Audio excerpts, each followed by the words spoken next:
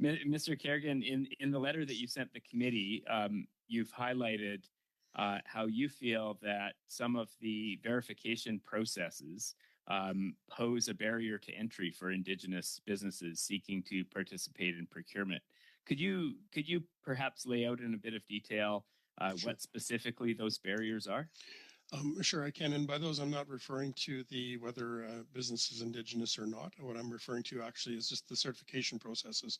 Once going in, so I refer to the TBIPS process and the various security processes. So, if I had been, a startup business and I came in and wanted to do this, each of those processes does require a fair bit of time and effort to complete. And the completion of those doesn't guarantee that there's actually work at the end of the day. So we're able to do that because we're an established business with professional, a CFO and a professional sales team and all kinds of things. We're able to generate content. We're able to satisfy those requirements to make sure that we can get those certifications.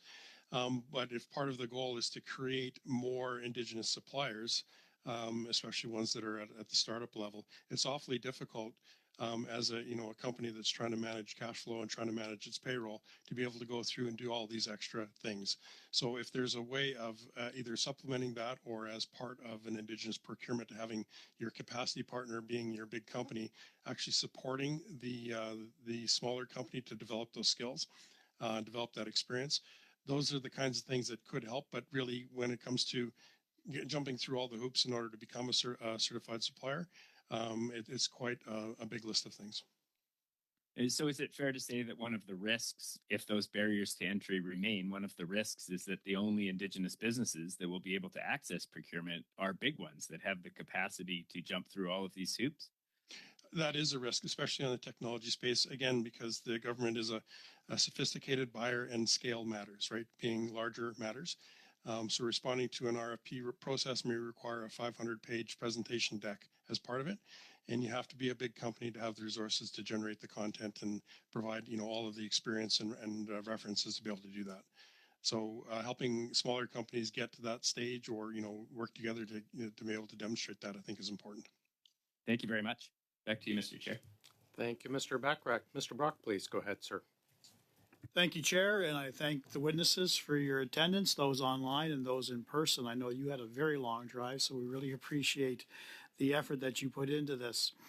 So I listened very carefully to both opening statements, and I think we need to go back to how we got here. And how we got here is another example of a prime minister who engages in corrupt practices that award billions of taxpayer dollars with no oversight. Another scandal. What really brought this to light, this particular scandal, was the ArriveCan scam, an app that was supposed to cost taxpayers under $100,000 that just mushroomed into tens of millions of dollars. According to the Auditor General, at least $60 million went into this app, and that's only a guesstimate because the paperwork was absolutely shoddy.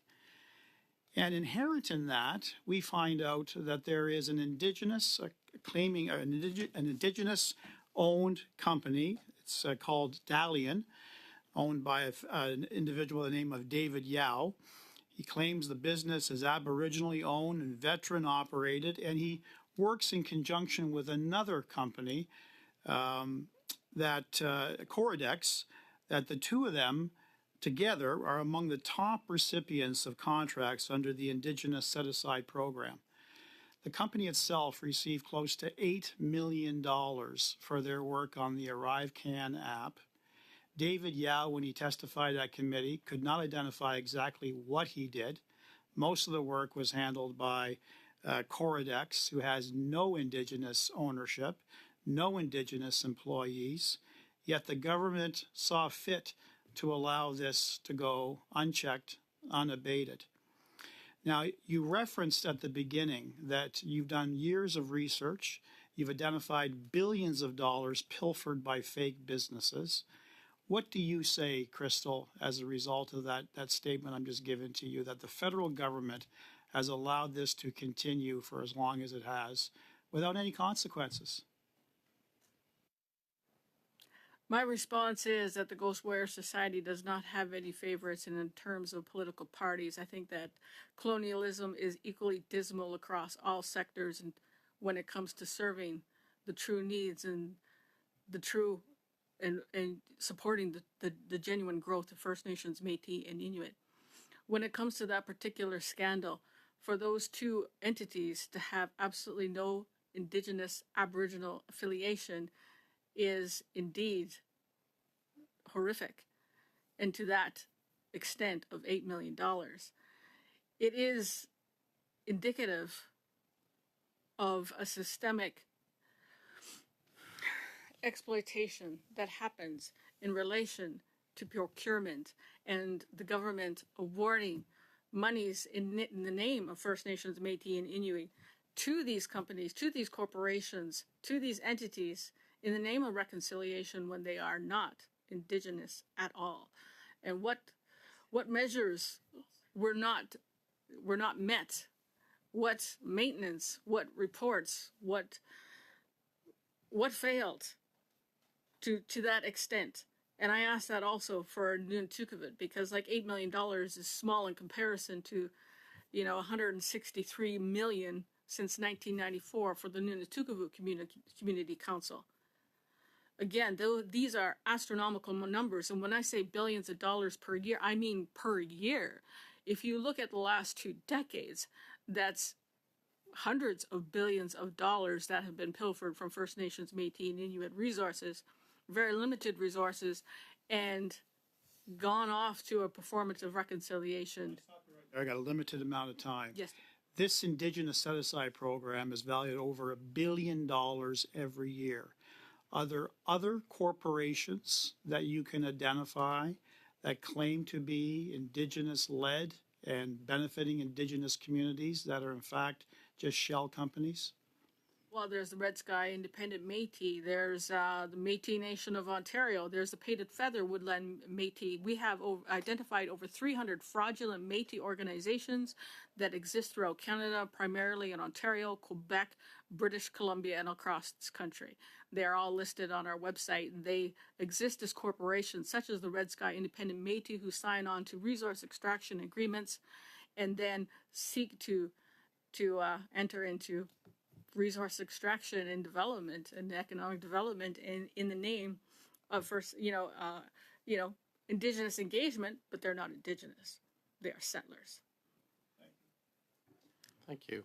Would you be able to provide that list to the committee? Is it easy to extract that you could provide it, or is it best we just look at your website? We do have a partial list. It has not been updated since September. As I said, I mentioned before, we operate solely on volunteers. We have absolutely no financial resources. Myself, I have dedicated. Back it down. Thanks very much. Mr. Baines, please go ahead, sir, for 5. Thank you, Mr. Chair, and thank you to both of our witnesses for joining us today for this very important study. Mr. Chair, before I begin my round of questions, I do have a small motion to move. I move that, given the chair made a unilateral decision to cancel the meeting on October 10th, 2024, then called a meeting with less than the usual practice of 48 hours notice during a constituency week without consulting other parties, the committee members request that the chair consult and obtain the consensus of the parties for calling meetings during constituency weeks and respect a minimum 48-hour notice period while adhering as much as possible to the committee's usual schedule. And this should be in everybody's... Order, Chair. Yep, sorry to interrupt you, Mr. Baines. Mr. General? Yeah, this is clearly not on the matter at hand, Chair. I think Mr. Baines would be well within his rights to give notice of this motion and move it at the appropriate time. We have witnesses who... It's my time, Mr. Chair. I'm going to interrupt both of you. Sorry, I'm going to interrupt both of you. We're not in committee business. You do not put your notice on motion, and it's not one of, I don't believe it's one of an at-hand motion. If you want to read it into the record and then bring it up Tuesday, you are welcome to. But it's not... I'd like to challenge your decision there, sir.